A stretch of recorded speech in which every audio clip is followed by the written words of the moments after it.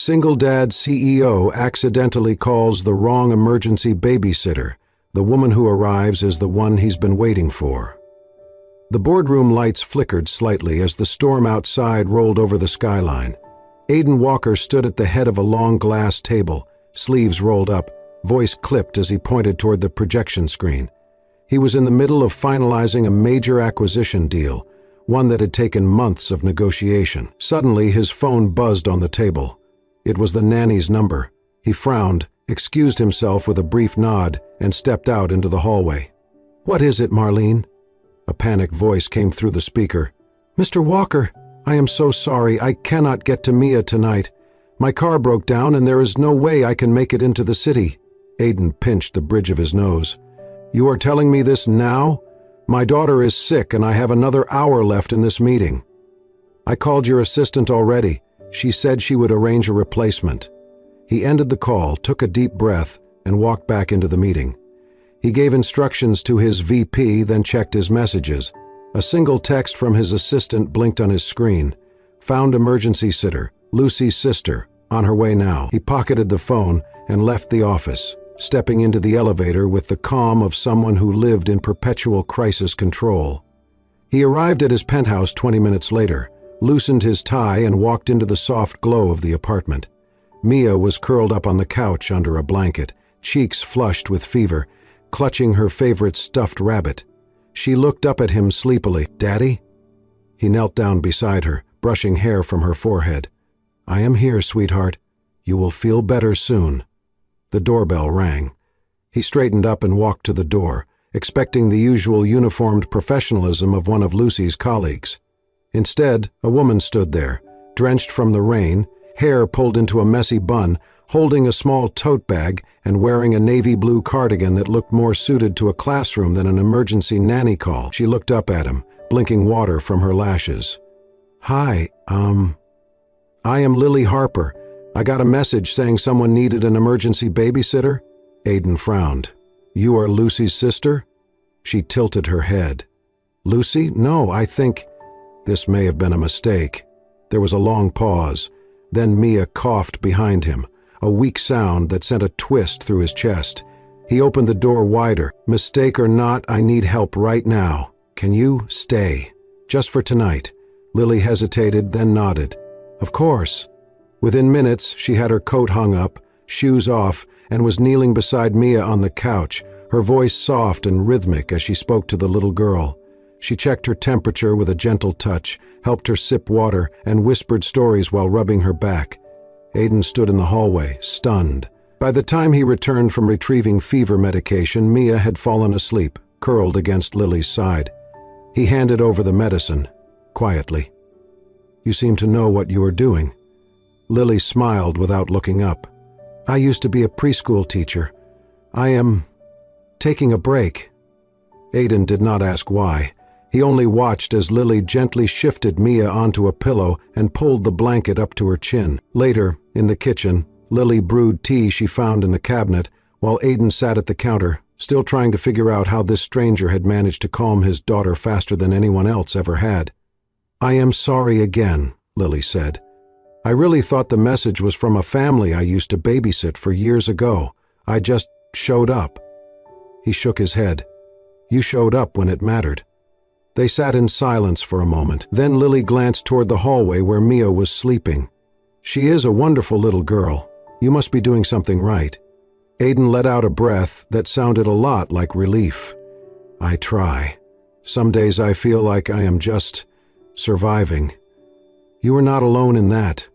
He looked at her more closely, noticing the tired edge to her kind eyes. "You seem good at this. Are you sure you are not still a teacher?" She smiled faintly. "It is complicated." He did not press. But something about her, her presence, her steadiness, unsettled the part of him that had learned to function without needing anyone.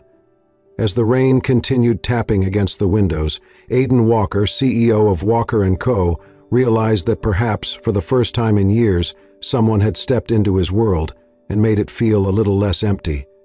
The apartment was quiet, the soft hum of the city far below, muffled by double-paned glass. Lily stood in the softly lit hallway, watching Mia sleep peacefully on the oversized couch, her tiny body curled like a comma beneath the thick-knit blanket. The fever had gone down slightly. Her cheeks, though still pink, were no longer burning. Aiden appeared beside Lily with 2 mugs of tea. "She's out for the night, I think," Lily whispered. He handed her a cup. "Thanks to you." She accepted it, warming her hands. She just needed someone to listen, and probably a little ginger tea. Aiden gave a quiet chuckle, rare and brief. "I should hire you on the spot." Lily raised an eyebrow. "That would be quite the job offer, considering I showed up here by mistake." "You showed up when no one else did," he said simply. They sat on opposite ends of the wide leather sofa in the living room. Between them, the city lights stretched endlessly, glittering and untouchable. Aiden leaned back, rolling his shoulders. Lily sipped her tea, her eyes moving from the skyline to the photo frames on the console table, one of Aiden with a younger Mia, another of a woman with bright eyes and a gentle smile. "She was beautiful," Lily said softly. Aiden followed her gaze. His voice lowered. "She was everything." A long silence followed. "I'm sorry," Lily said. "She passed away 2 years ago," he replied, not looking at the photo. "Cancer. It was fast. Too fast." Lily didn't say anything. She just nodded, letting the weight of the moment settle naturally. Aiden studied the tea in his hands. "Since then, it's just been me and Mia. Nannies come and go, schedules change. Life doesn't pause because you're trying to breathe again." Lily listened, really listened, not as someone curious, but as someone who understood the ache behind every word. "Do you get help, family?" she asked. "Not really. My parents live across the country. Her parents—" He trailed off. "It's complicated." They both glanced at Mia, who let out a tiny sigh in her sleep. "Sho's strong," Lily murmured. Aiden nodded. "Stronger than me some days," Lily smiled, then hesitated before saying, "You're doing a good job." He looked at her, surprised. "You've known me less than 3 hours. 3 hours is long enough to see the way you looked at her when she cried, long enough to see the world stops when she needs you." Aiden's jaw flexed, emotion flickering behind his steady eyes. There was something in Lily's presence, a quiet steadiness that made it feel like it was okay to speak without fixing everything. "So," he said, shifting the subject gently, "why isn't someone like you in a classroom full of kids?" Lily hesitated. "I had a student," she began slowly, fingers tightening around her mug. "He got hurt. It was an accident, but I couldn't stop blaming myself, even when no one else did. I took time off, then more time, and I never went back." Aiden didn't interrupt. He just nodded slowly. "I think," Lily said after a long pause, "I forgot how to be around children without being afraid." He tilted his head slightly. "You didn't seem afraid tonight." She smiled faintly. Mia made it easy. They both fell quiet again, not uncomfortably, but in that strange space where 2 strangers start to feel a little less strange. Eventually Aiden stood. "You can take the guest room. It's down the hall. Mia sleeps better when someone's nearby, and I trust you." Lily blinked. "You sure?" He gave her a tired but sincere nod. "I haven't been sure about many things lately, but this feels right." She followed him to the hallway, pausing once more to glance at the sleeping girl on the couch. Aiden looked at her. "Thank you, Lily, for tonight." She smiled. "Thank you for letting me stay." As the door to the guest room clicked shut behind her, Aiden stood alone for a moment, staring at the space she had just filled. Something unfamiliar tugged at him, like the beginning of a question he didn't yet have the courage to ask. But somewhere down the hallway, a stranger was already making his world feel less like a burden and more like home. The next morning arrived quietly, with sunlight peeking through half-closed curtains. Aiden was already dressed in a fresh suit, pacing the kitchen with his phone pressed to his ear while pouring cereal into a bowl. Mia sat at the counter in her pajamas, swinging her feet and playing absently with her spoon. Across from her, Lily appeared in the doorway, dressed in her own clothes, simple jeans, a soft gray sweater, and her hair loosely tied back. "Good morning," she said gently. Mia's face lit up. "Miss Lily?" Aiden turned, surprised at the burst of excitement from his normally reserved daughter. "I guess someone's happy to see you." Lily smiled and walked over. "How's the fever?" "Gone," Mia said proudly.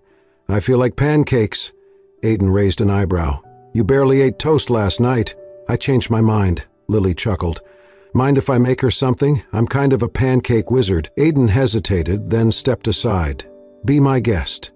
Within minutes, the kitchen filled with the scent of vanilla and cinnamon.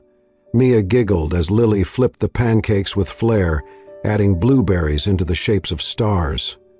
"I didn't know we had blueberries," Aiden muttered. "I found them behind a wall of protein bars," Lily replied, tossing him a playful glance.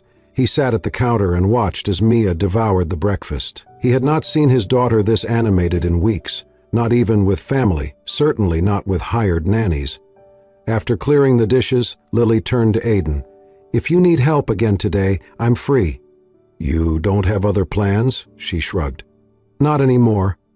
Aiden studied her for a moment. The offer wasn't professional, it was personal somehow. She was choosing this, choosing them. "I'd appreciate that," he said. What started as one more day turned into 3, then a week. Lily became a part of their daily rhythm. She walked Mia to the park, taught her how to fold paper swans, and helped her practice her letters with glitter pens and way too many stickers. Aiden came home each night to laughter echoing down the hall, and stories he hadn't heard before. Stories Mia hadn't been willing to share with anyone. On a warm Saturday afternoon, Aiden invited Lily to join them at the farmer's market. They wandered through booths of fresh flowers and homemade jams, Mia holding Lily's hand as they admired a small puppet show. They bought lemonade and shared a giant cinnamon roll, which Mia insisted on feeding them in alternating bites. It felt, dangerously, like a real family. Later at the park, they spread a blanket under a tree. Lily leaned against the trunk, reading a storybook aloud, while Mia curled up beside her. Aiden watched them from the picnic basket, his heart twisting with something both beautiful and terrifying. As the sun began to set, Mia lay her head on Lily's lap and whispered something. Lily looked down, startled. "What did you say, sweetheart?" Mia repeated, a little louder this time. "Can you be my new mommy?" The words hung in the air like a delicate thread. Lily's eyes filled, her hand brushing Mia's hair. She glanced at Aiden, who had frozen completely. He didn't speak. Couldn't. Lily smiled softly and said, "That's a very big question, Mia. Let's keep having fun together, okay?" Mia nodded, content, and soon fell asleep right there in her lap. Aiden finally exhaled, walking over quietly. He sat beside them, not saying anything, just watching the two people who had quietly and completely upended his world. "She's never said anything like that to anyone before," he said finally. "I didn't know what to say," Lily admitted. "You said exactly the right thing." They sat in silence, the kind that no longer felt like strangers passing time.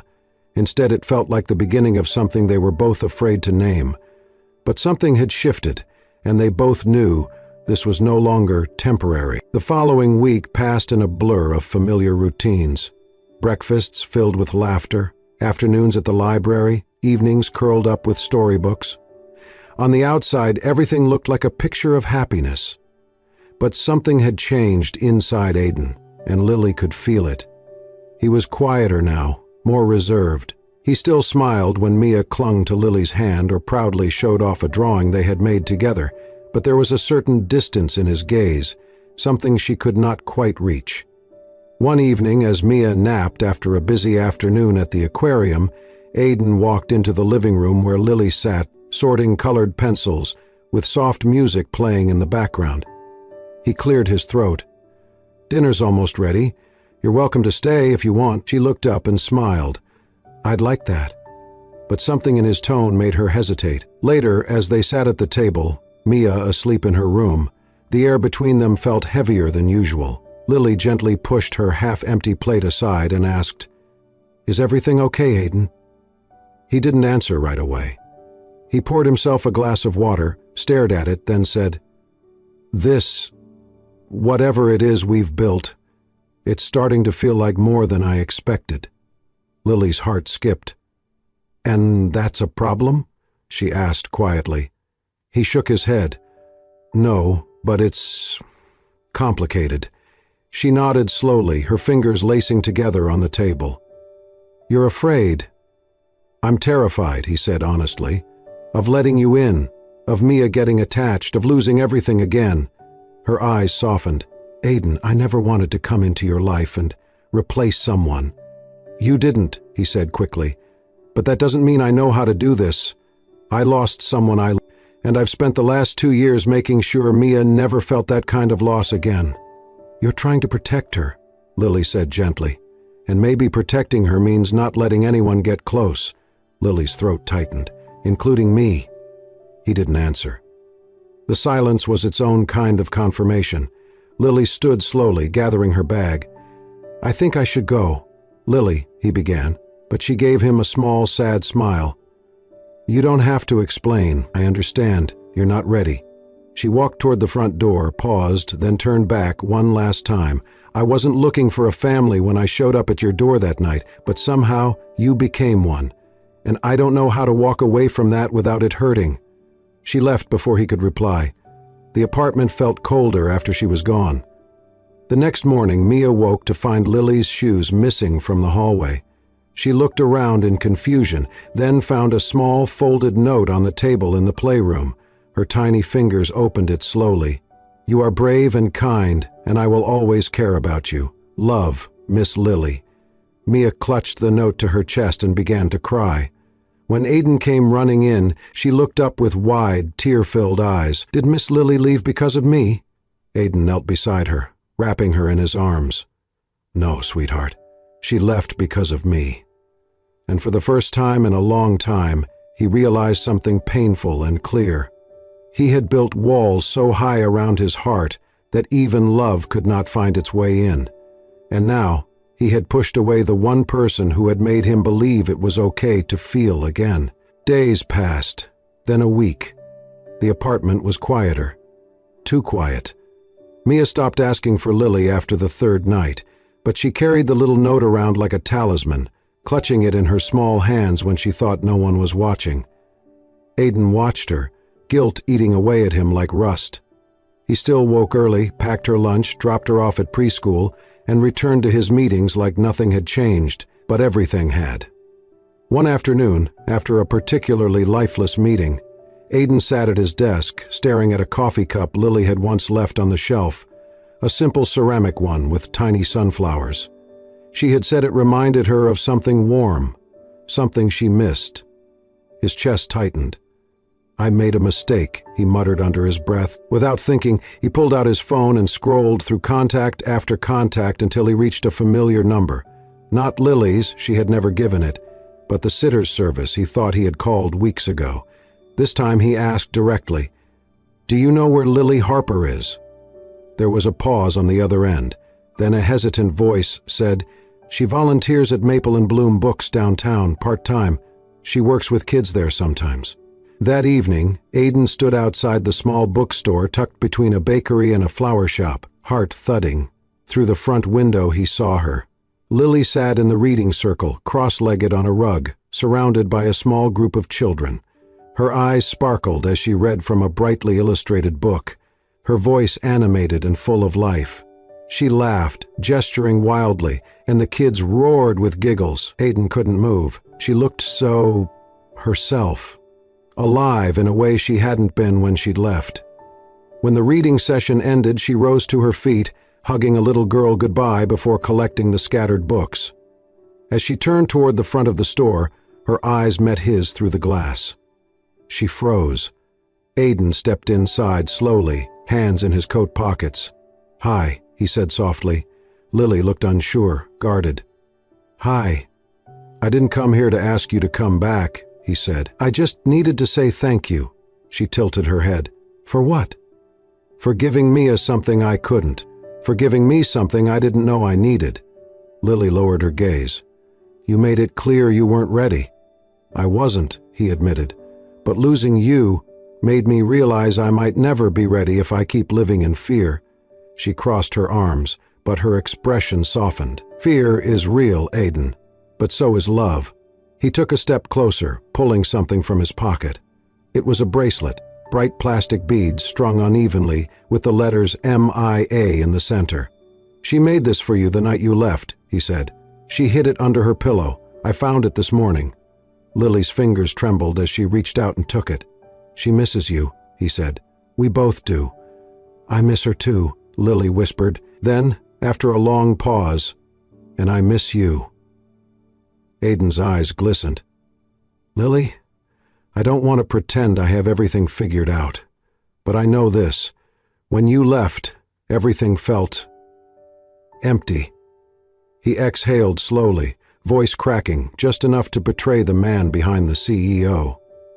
"I want to try, with you, with Mia, as a family. No walls, no hiding." She looked up, hope flickering like dawn behind her eyes. "I can't promise I won't be scared," she said. "I don't want perfect," he replied. "I just want real." She smiled then, soft and steady, and stepped into his arms. As he held her tightly, the bracelet pressed between their palms, Aiden knew he had just been given a second chance. And this time, he wasn't going to let go. Lily did not move back in, not right away. But she started showing up again, quietly, like a melody slowly returning to a forgotten song.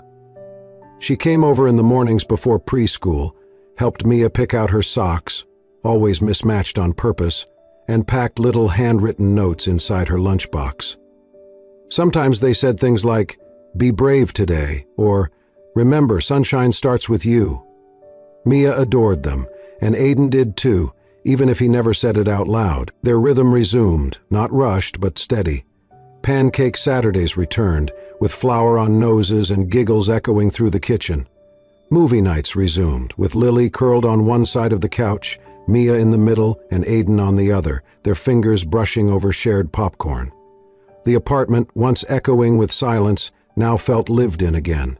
It smelled of cinnamon and warmth, crayons and laughter. One evening, after Mia had fallen asleep mid-sentence during a bedtime story, Aiden walked out to find Lily sitting on the couch, flipping through a stack of the child's drawings. "She made these today," Lily said, holding up one. "Apparently I'm a superhero babysitter teacher lady." Aiden chuckled and sat beside her, looking at the picture. A stick figure version of Lily wore a bright pink cape, with Mia and Aiden on either side. "She's not wrong," he said, his voice soft. Lily studied the picture for a long moment, then placed it on the table. "I've been thinking about going back to teaching." Aiden looked at her with genuine surprise. "You're ready?" "I'm scared," she admitted. "But yeah, I think I am."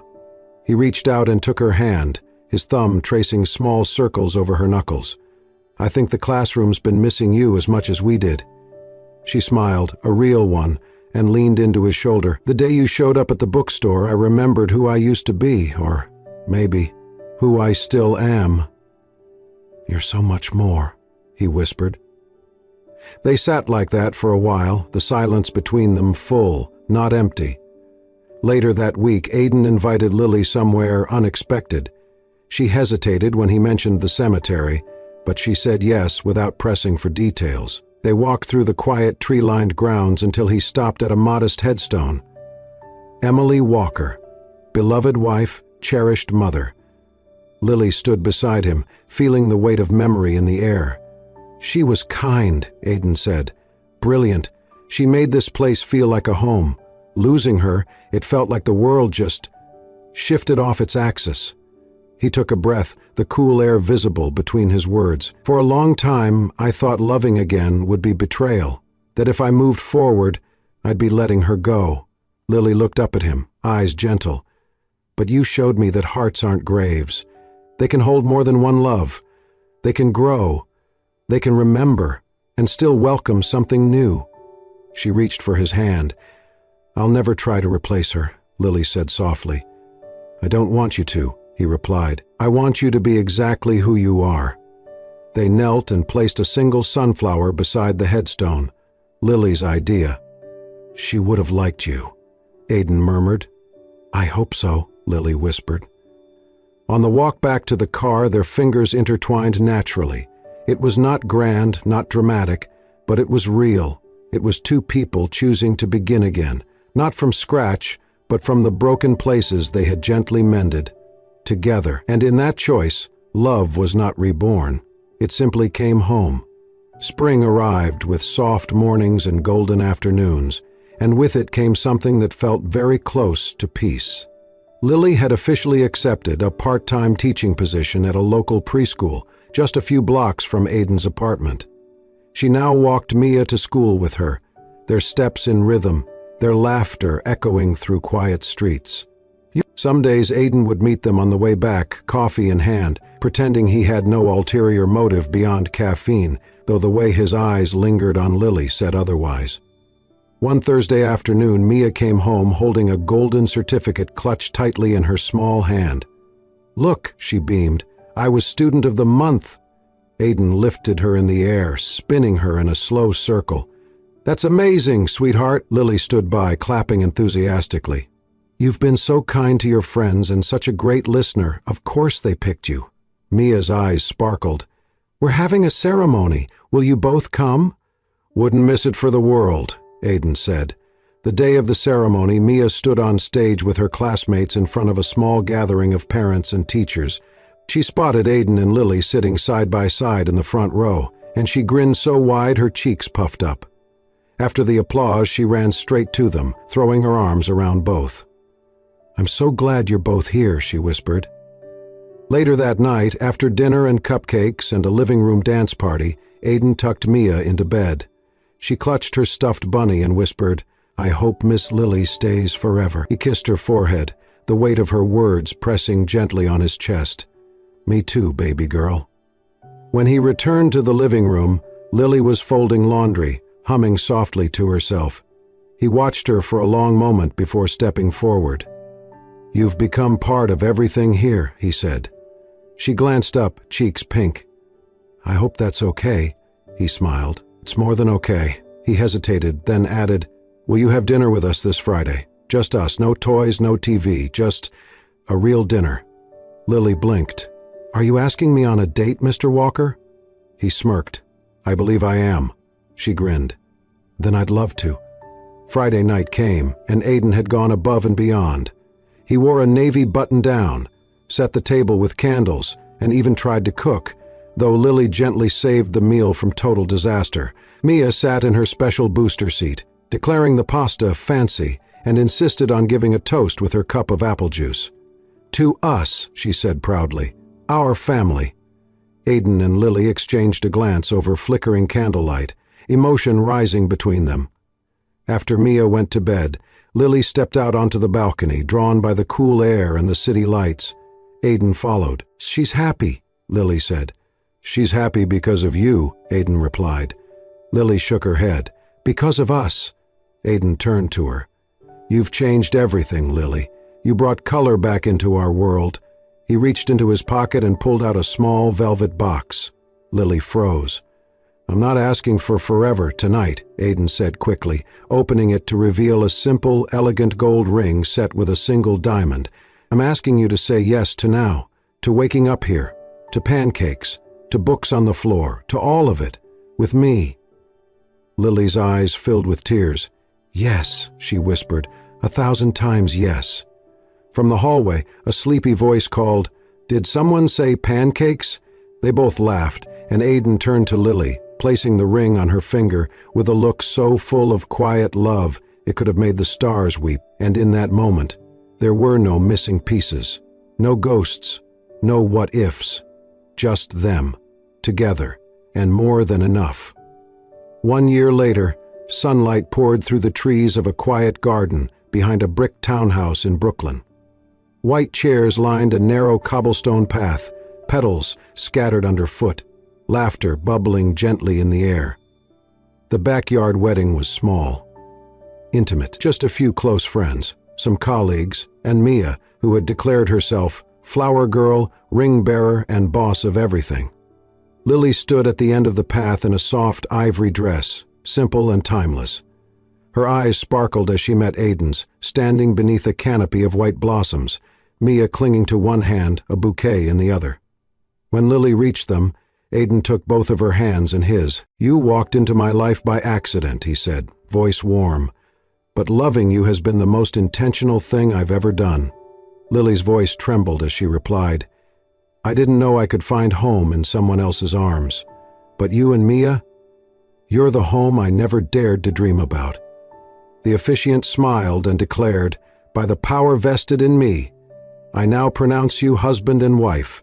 Before he could say anything else, Mia shouted, "You can kiss her." Everyone laughed, and Aiden did. Their kiss was soft and certain, and Mia threw handfuls of petals into the air like confetti. The reception that followed was just as simple: folding chairs, fairy lights, mason jars with lemonade, and a chocolate cake Mia helped decorate unevenly. There were no press releases, no grand ballroom, no spotlight. Just love. 1 year later, the front window of a charming corner shop now read, "The Sunflower Library, Children's Books and Community Classes." Inside, Lily stood behind a table, guiding a small group of kids through a craft session. Crayons rolled across the table. Storybooks lined every wall. And in the back room, Aiden was reading to a circle of toddlers who hung on every word of The Very Hungry Caterpillar. At his feet sat a little boy with dark curls and wide eyes. Theo, not quite 2, with Lily's nose and Aiden's curiosity. Mia sat nearby, now a confident 6-year-old, reading aloud to Theo when his brother finished. "You're going to be a big reader like me," she told him matter-of-factly. One Saturday afternoon, a sleek black car pulled up in front of the store. Out stepped Charles and Margaret Walker, Aiden's parents. They had stayed distant during his early struggles, but time had softened them. Inside, Mia ran to the door. "Grandma! Grandpa! Want to meet Theo again?" They entered, tentative but smiling, and Lily handed Theo over carefully. Aiden's father held the boy awkwardly, unsure, but Theo reached for his tie and giggled. Something in the old man's face cracked. He looked down at his grandson, then up at Aiden. "You've built something good here," he said. Aiden simply nodded. "I had help." Later that evening, as the sun dipped behind the brownstones, Aiden sat on the back steps of the shop, Lily leaning against his shoulder, Theo asleep in her arms. "You remember the night we met?" she asked. "You mean the emergency babysitter mix-up?" he teased. She nudged him. "That was chaos. Best chaos of my life." They sat in silence, watching fireflies blink in the garden. "I used to think family had to look a certain way," Lily murmured. "But now I know it's just love. That's all it's ever been." Aiden kissed the top of her head. "And this is the kind I never thought I deserved." Theo stirred, and Lily hummed softly to settle him again. Inside, Mia arranged books on a shelf labeled Staff Picks by Mia Walker.